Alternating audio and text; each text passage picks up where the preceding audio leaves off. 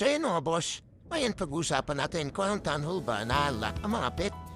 So naalak to sa Town Hall 14. So, una na dito na maalak is si Lassie. So ano nga bang trabaho nito? So nakakatalon siya sa wall at naata niya yung nearby defenses.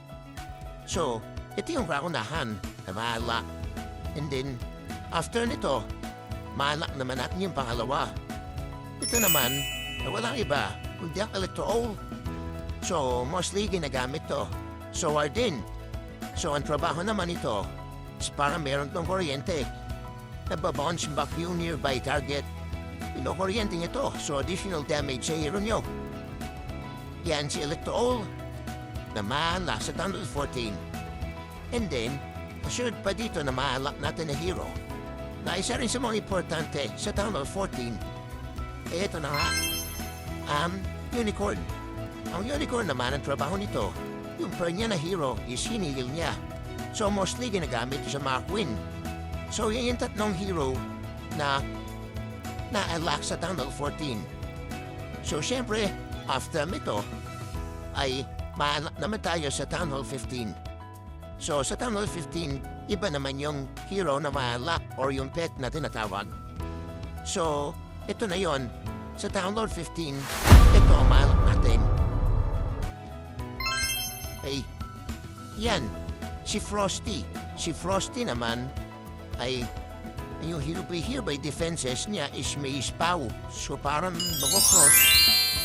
And then ito naman isa ay si Diggy. So lumusot sa ilalim ng lupa. So underground. Iniistan niya yung mga defenses. O, di ba? Astig na mga mga pets. So yun. Malalaman yung pahalagahan ng pets pagdating nyo sa higher Town Hall. I-start na ito sa Town Hall 14. Kaya importante na alam natin yung kasama na ating mga hero. And then ito naman, siya pa rin to sa Town Hall 15, yung Poison Wizard. So si Poison Wizard is sa salita nga niya or sa board niya is nagpo-poison siya. So mostly effective siya sa hero at sa tropes.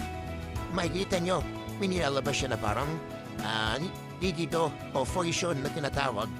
So ginagamit siya, depende pa rin talaga yan sa gamit yung tropes o kung anong gagawin yung combination. Yun ang magagamit na din sa Town Hall 15.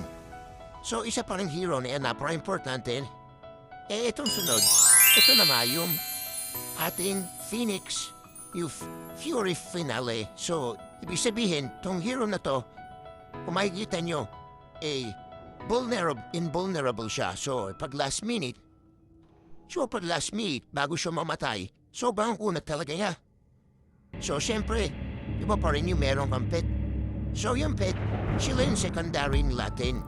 So, sila yung apprentice. So, tumutulong sila sa hero para tumagal yung buhay ng hero. Ganun ang trabaho na mga pet na nag-activate sa Town Hall 14. And then, ito naman tayo sa Town Hall 16. So, ano ba yung ma-activate dito? A pet, ma-unlock. Ito na yung Spirit Box. So ano matrabaho ni Spirit Box? Mostly ginagamit to sa Royal Jump. Kasi naging visible to para makatulong sa Royal Jump. And then, ito naman yung next, the Angry Jelly.